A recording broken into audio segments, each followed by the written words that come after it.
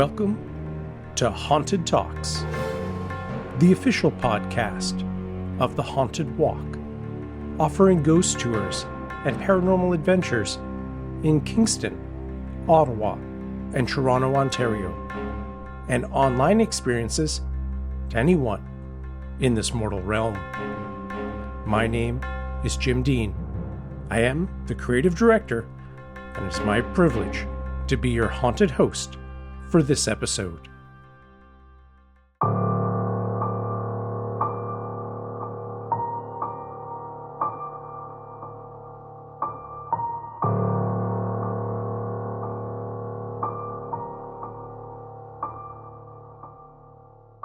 There's a place in West Virginia where the road noise stops the moment you turn into the driveway. Priestfield Pastoral Center, 30-some acres of retreat space outside of a town now called Middleway. It's a place people come seeking peace. On the grounds, there's a simple stone marker that reads, "Unknown Stranger." No name, no other details, just stranger. Over 200 years ago, something happened in a farmhouse that stood near that spot. Something that would terrorize a family for months, attract investigators from hundreds of miles away, and become the site of what many regard as America's first documented exorcism.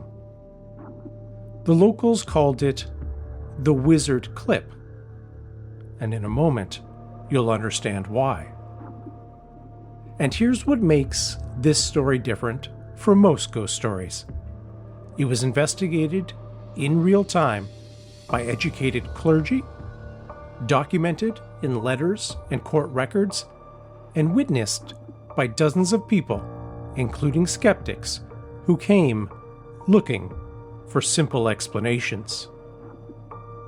The evidence is extraordinary.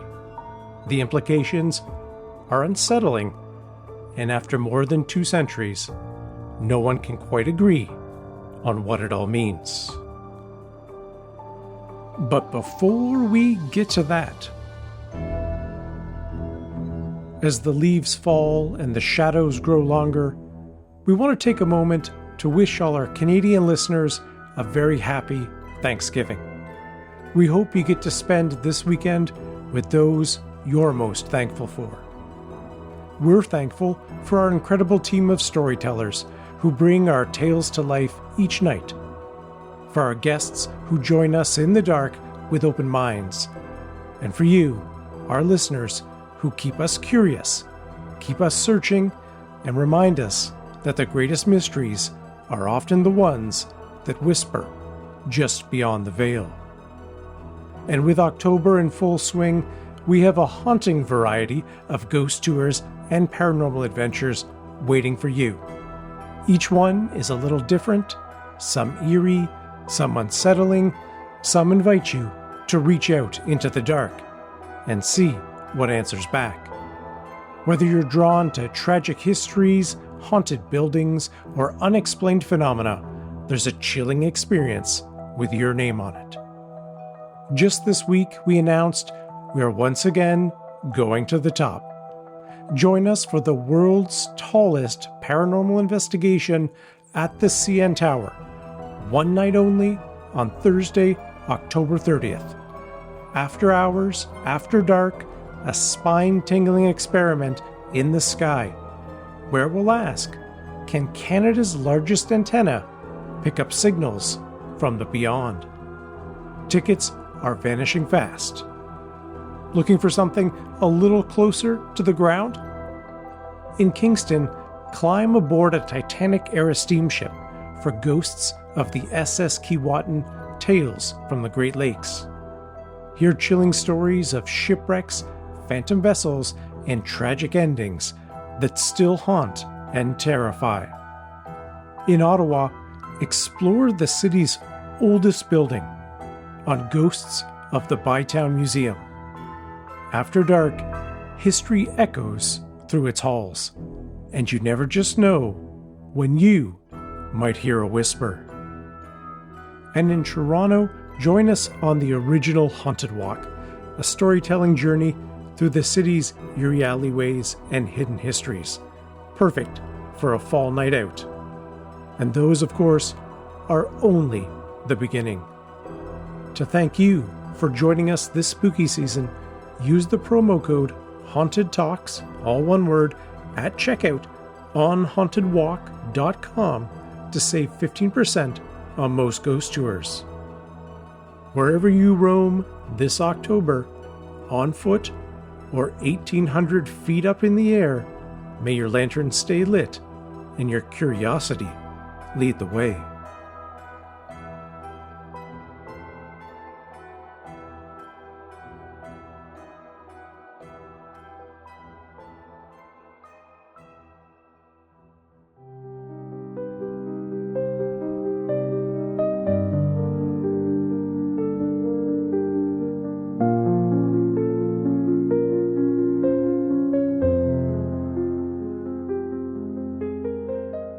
The year is 1794. Western Virginia, in what is now Jefferson County, West Virginia. This is frontier territory, the Shenandoah Valley, where the Appalachian Mountains begin their rise. Adam Livingston owns a substantial farm there, 350 acres along the Opequon Creek, on a major trade route between Pennsylvania and the deeper south. He's 57 years old, a German-born Lutheran. He immigrated to Pennsylvania as a teenager, learned the linen weaving trade, inherited land, and eventually moved to Virginia, seeking better opportunities. By all accounts, he was practical, hardworking, reserved. Not the type of man prone to flights of fancy. One night, when a bad storm came rolling in, there was an unexpected knock at the door. A traveling stranger had been caught in the bad weather and seemed desperately ill. In frontier Virginia, this isn't unusual. Inns were scarce, and travelers depended on the hospitality of farmhouses. Livingston takes the man in. It's clear the man is dying. And he makes a final request.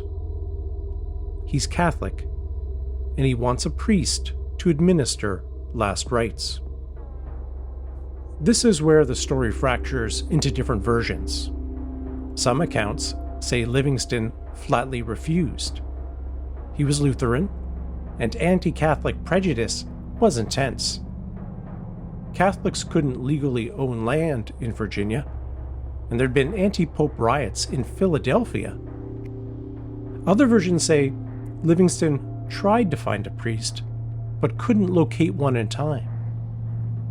Still, others suggest he simply didn't believe any priest would come for a dying stranger in the middle of a storm.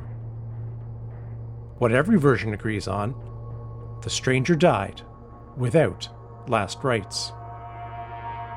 Livingston buried him somewhere on the property without a Catholic service, and he never learned the man's name. The body was prepared for burial, and a neighbor agreed to keep vigil with it overnight, as was customary. He brought candles into the room, but they wouldn't stay lit. He tried different candles that had been burning just fine moments before in other rooms of the house, but the instant he brought them into the death room, they went dark. The neighbor, understandably rattled, didn't finish the vigil. He left the house and refused to return. The stranger was buried the next day, and then the real haunting began. At night, the Livingstons would be jolted awake by the sound of horses galloping around and around their house. Adam would rush outside with a lantern in hand, searching for the source. There was nothing. No horses, no hoofprints in the dirt. But when he would come back inside, it would often start up again. Inside the house, furniture began moving on its own. Dishes flew off shelves and shattered on the floor. Burning logs would leap from the fireplace and roll across the room. The heads of geese and chicken would simply fall off, as if severed by an invisible blade. But the phenomenon that would give the haunting its name, the one that has appeared in every single account over the past 200 years, was the clipping sound. Cloth and leather in the Livingston household began to be mysteriously cut. Sheets, tablecloths, shirts, dresses, boots, saddles, anything made of fabric or hide. Sometimes it even happened when items were stored in locked trunks, sometimes to clothes hanging on pegs, and sometimes to garments people were wearing. And the cuts weren't random slashes like in a horror film. They were precise, crescent moon shapes or long spiraling strips, as if carefully carved by skilled shears. The sound of the scissors accompanied the cutting. Family members would hear snipping in empty rooms in the middle of the night, echoing through the house from everywhere and yet nowhere. An elderly woman from nearby Martinsburg heard about the strange occurrences and came to investigate. Before entering the Livingston house, she took off her new silk cap and carefully wrapped it in a silk handkerchief. She tucked the bundle in her pocket, thinking she'd protect it from whatever mischief was happening. After her visit, she reached into her pocket. The handkerchief was untouched. The cap inside had been cut into narrow ribbons. News spread fast in the area. Neighbors started calling the place Clip Town. The Livingstons became known as the Clippers. Curiosity seekers from miles around would come to witness the phenomena. Some got their clothes clipped. Others saw stones rolling across the floor without being touched. On one visit, a stone slid out of the hearth and spun in place for 15 minutes, while 3 men from Winchester stood and watched, speechless. Some also heard the galloping of horses late in the evening. But Adam Livingston wasn't interested in fame. He was desperate. His property was being destroyed. His family was terrified. His livestock was dying under mysterious circumstances. His barn burned to the ground. And the clipping continued. Day after day, week after week, month after month.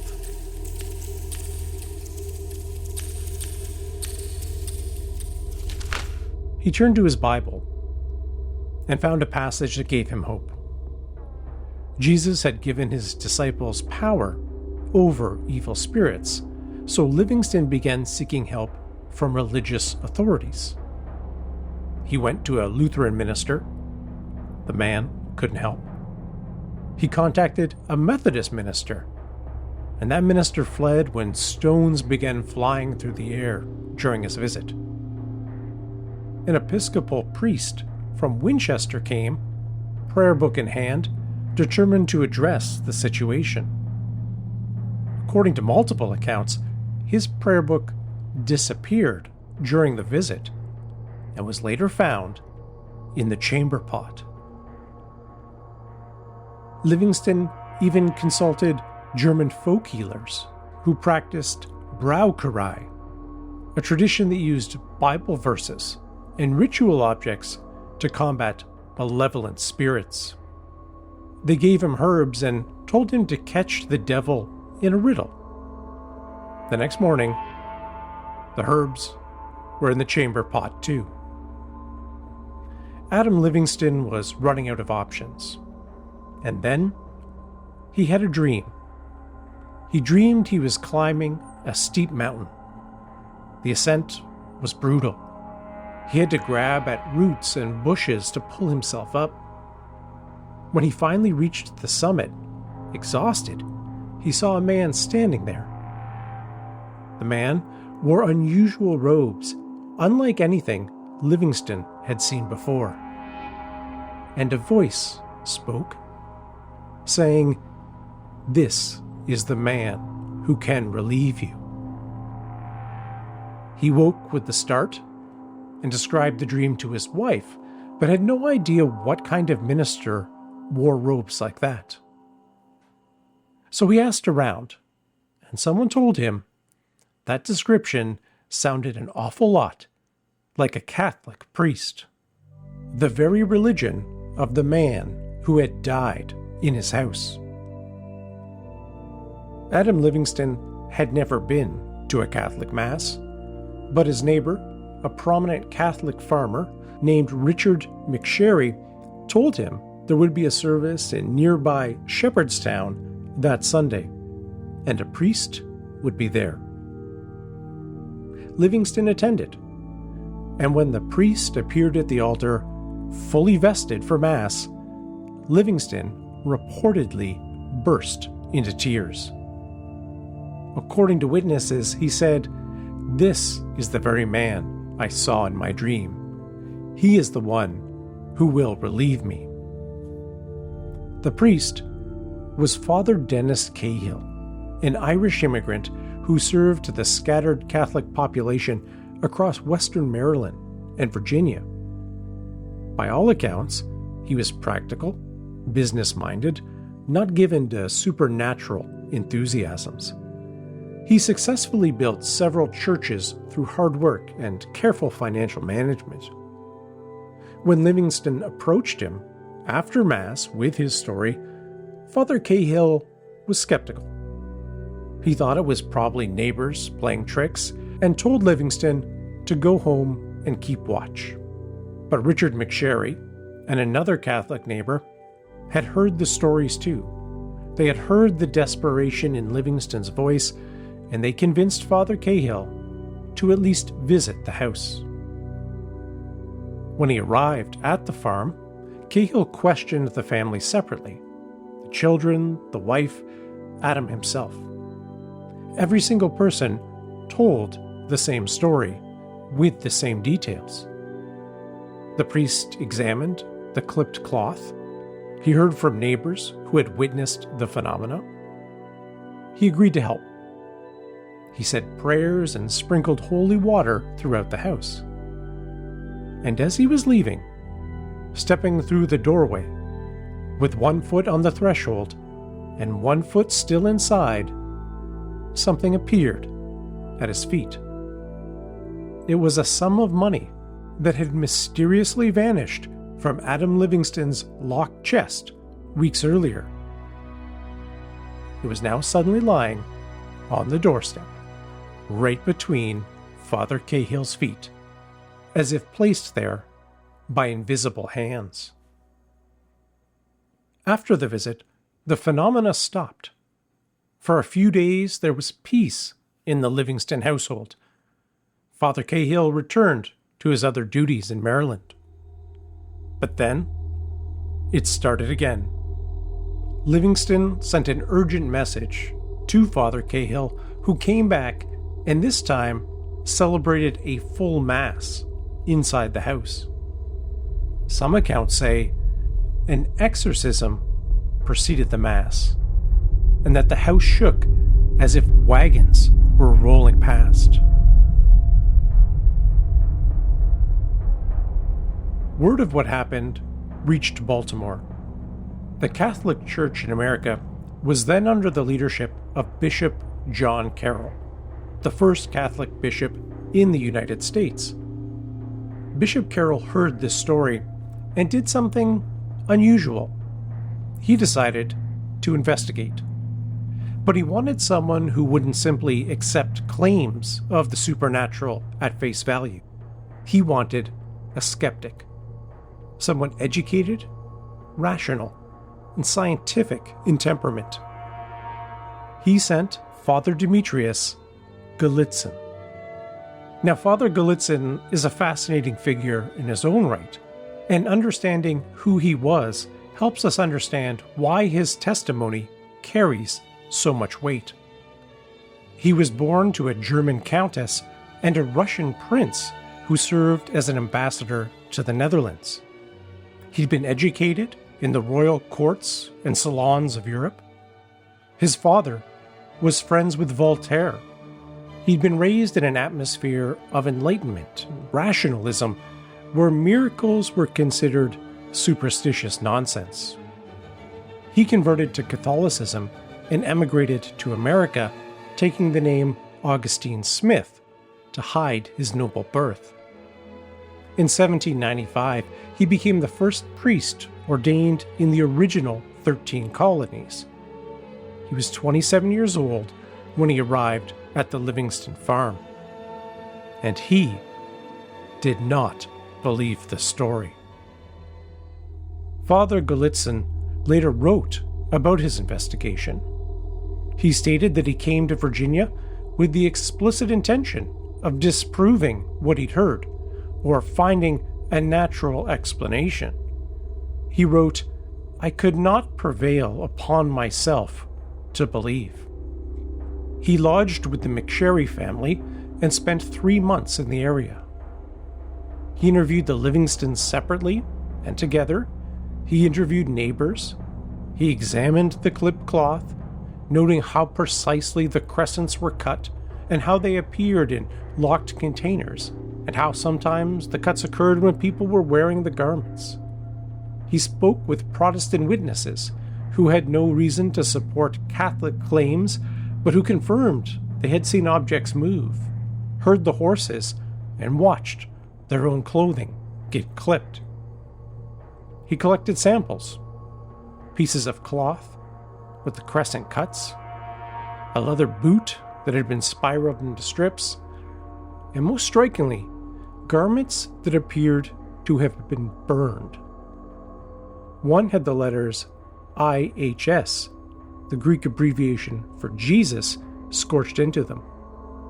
Another head would look like a human handprint burned through the fabric, with the spaces between the fingers clearly preserved.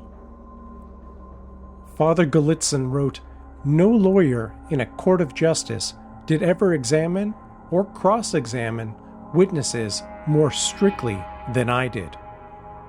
His conclusion? Quote, "I was soon converted to a full belief of them." In his notes, he judged it as an infestation of a place, not a possession of a person. He compiled a detailed report and sent it to Bishop Carroll. The report was read by dozens of people, other priests, church officials, curious scholars. It was cited in multiple accounts over the following decades. And then, the report was lost. It simply vanished, passed from hand to hand until no one could find it. The most detailed eyewitness investigation of one of early America's most documented supernatural events was gone. We know it existed because people quote from it. We know what it said in general terms, but the document itself has vanished. The physical evidence suffered a similar fate. Gallitzin packed a trunk full of the clipped cloth, the burned garments, the spiral leather, and he took it with him to Conewago, Pennsylvania, where he was stationed.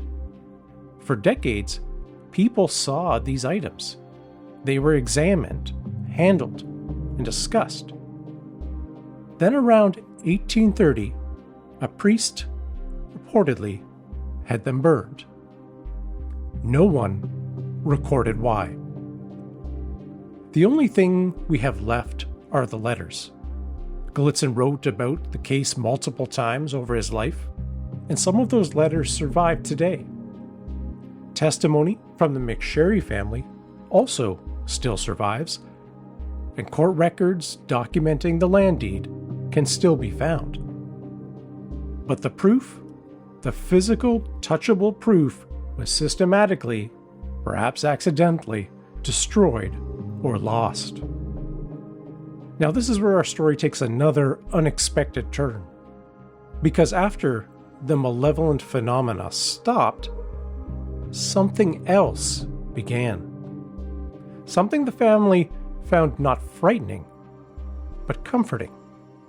They called it the voice.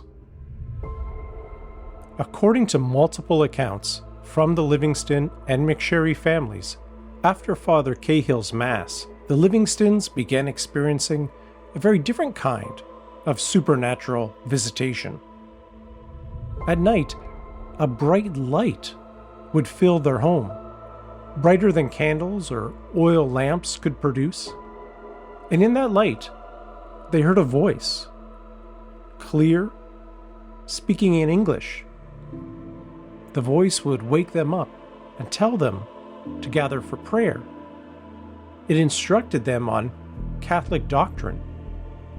As the family began to become followers of the faith, they had no Catholic books in the house. Books were expensive and rare on the frontier. There was no resident priest. Father Cahill visited only occasionally. Yet the family became remarkably knowledgeable about complex Catholic theology.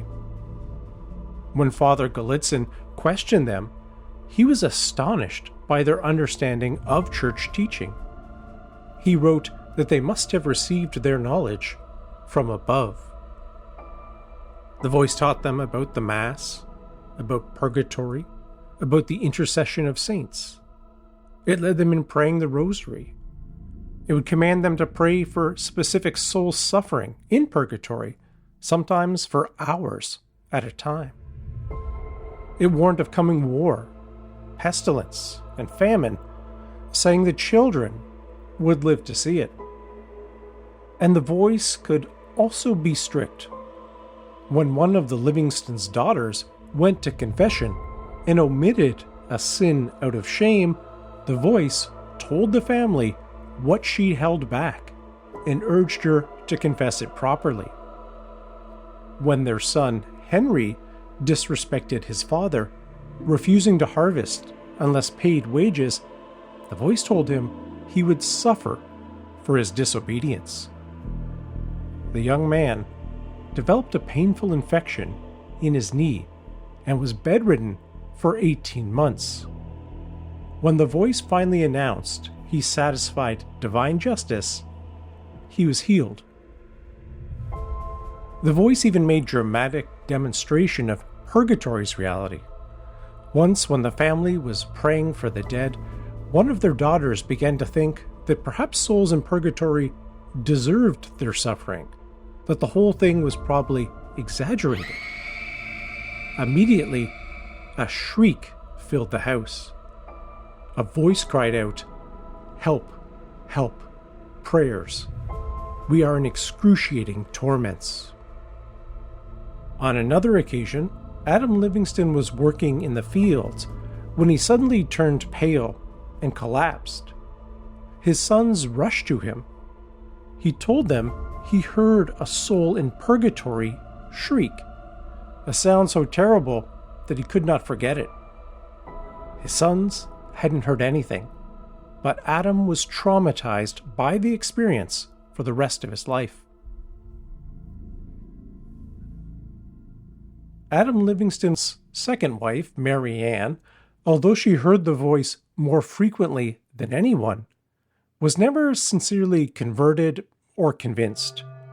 She used to say that she was the Judas of the family, and she constantly tried to falsify whatever the voice said.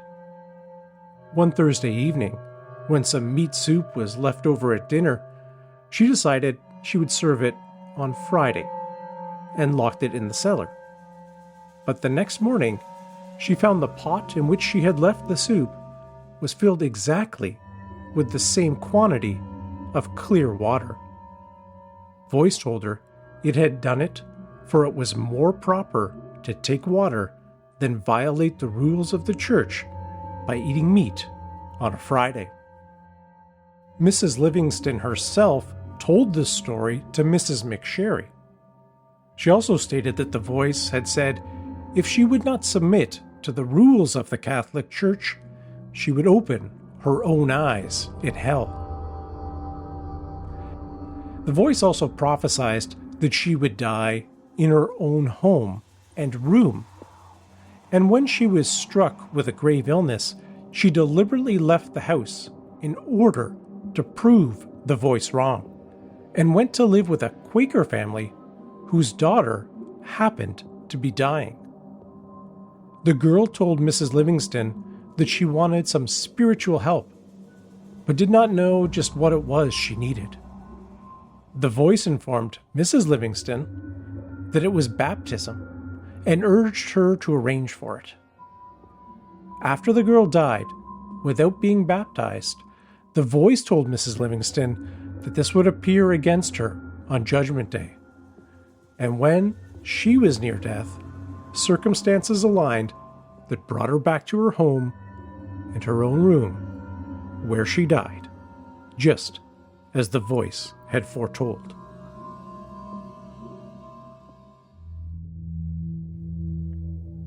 The voice continued for 17 years, through the late 1790s, through the turn of the century, into the 1810s. It became a regular presence in the household, instructing, prophesizing, guiding, disciplining. The voice told Adam Livingston that it once had been in the flesh, as he was, and that if he persevered in faith, he would learn its identity before his death. It sang beautifully in Latin and English on several occasions, leading the family to believe it was the soul of a priest serving penance in purgatory. Whether Livingston ever learned the voice's identity, we do not know.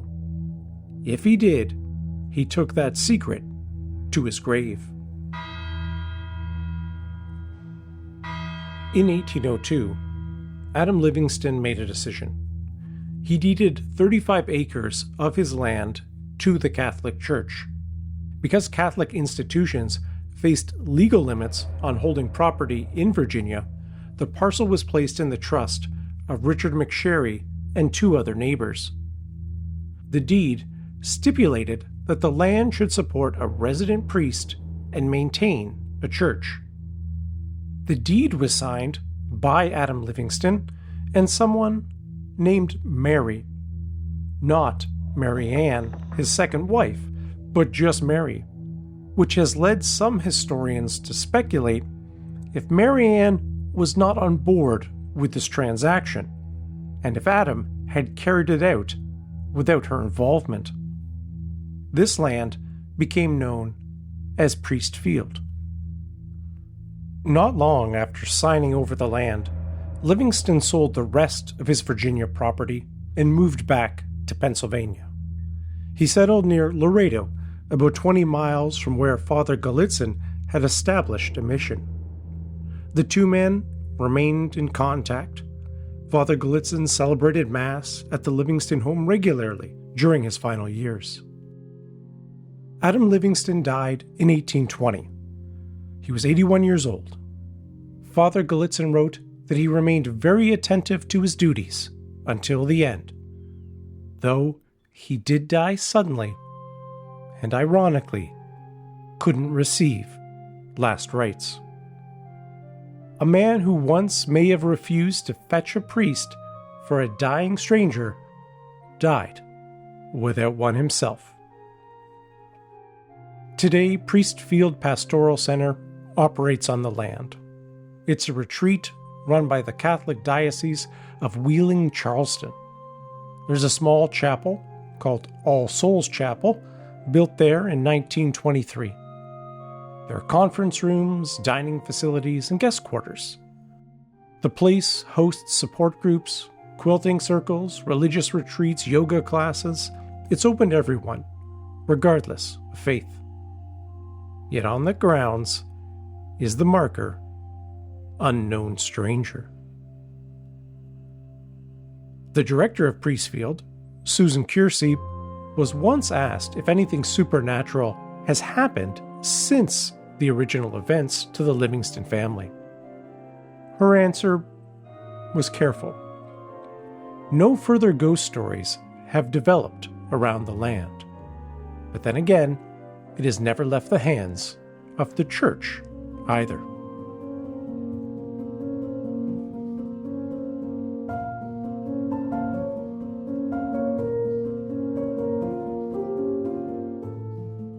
So what do we make of this?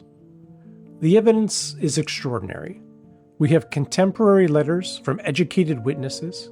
We have Father Gallitzin's testimony, a man with every reason to be skeptical, who spent 3 months investigating before concluding the phenomena were real. We have court records documenting the land transfer. We have multiple Protestant witnesses who confirmed events despite having no stake in promoting Catholic authority. We have the McSherry family letters. We have physical artifacts that we know existed for decades before being destroyed. But we also have some reasons to question. The Catholic Church in the 1790s was fighting for legitimacy in a hostile Protestant environment. As we mentioned, Catholics couldn't legally own land in Virginia. Bishop John Carroll was working hard to establish the church's place in America. This haunting provided spectacular evidence of Catholic spiritual authority. Protestant ministers failed, but a Catholic priest had succeeded. Adam Livingston can also be seen as a vulnerable target. A German immigrant, uncomfortable with English, and religiously isolated. Familiar with the German traditions that used ritual specialists to combat evil. Catholic priests fit that cultural framework perfectly. There's also a woman's voice we barely hear, Livingston's second wife. The one who may or may not have signed the deed as Mary reportedly wrote a letter to a newspaper protesting her treatment. She used the phrase priestcraft and said she'd been made an object of public contempt, separated from the embrace of an affectionate husband. Then, she was never heard from again. The newspaper letter doesn't survive. And we only have fragments of her protest, often quoted by others. And there are geographical theories. The land sits on limestone, which, if you've done our tours in Kingston, Ontario, you know that limestone often seems to promote or retain supernatural activity. Some even go as far as to suggest the geological activity could create the unusual sounds, sights, and sensation that frightened people would interpret through their religious worldview. So which was it? Genuine supernatural intervention? Clever fraud by priests seeking land? Mass hysteria shaped by cultural expectations? Or geographical phenomena filtered through a religious lens? The honest answer is, we don't know. What we can say is this: something happened that was dramatic enough to be documented by multiple educated witnesses. Something that convinced a skeptical Russian prince. Something that transformed Adam Livingston from a desperate, frightened man into someone who, by all accounts, lived the rest of his life in peace. Something that led to conversions, to a land deed, to a retreat that still operates today. The story has survived for over 200 years. It's been investigated by historians, theologians, skeptics, and believers. It's been published in books, featured in newspapers, and even commemorated with a historical marker on the site. The town of Middleway still has triangular signs featuring scissors and a crescent moon marking the historic district. And people still can't agree on what it all means. God, ghosts, geography, or something in between. And maybe that's appropriate. The best mysteries aren't the ones we solve. They're the ones that keep us wondering, that resist easy explanations, that force us to sit with uncertainty. Father Gallitzin went on to spend 40 years as a missionary in Frontier, Pennsylvania. He became known as the Apostle of the Alleghenies. Many years after his death, in 2005, he was declared a servant of God by the Catholic Church, the first step towards sainthood. His canonization cause continues. The land he investigated in 1797 remains dedicated to spiritual purposes, just as the voice prophesied it would become a great place of prayer. The unknown stranger remains unknown, and as far as I know, no one has made any attempt to see if there's even a body buried beneath that marker. And somewhere in the archives, maybe, Father Gallitzin's lost report still exists. 3 months of investigation, detailed testimony, and careful documentation. Until it is found, it seems quite appropriate that the most important evidence, the report and the physical items themselves, have been clipped from history.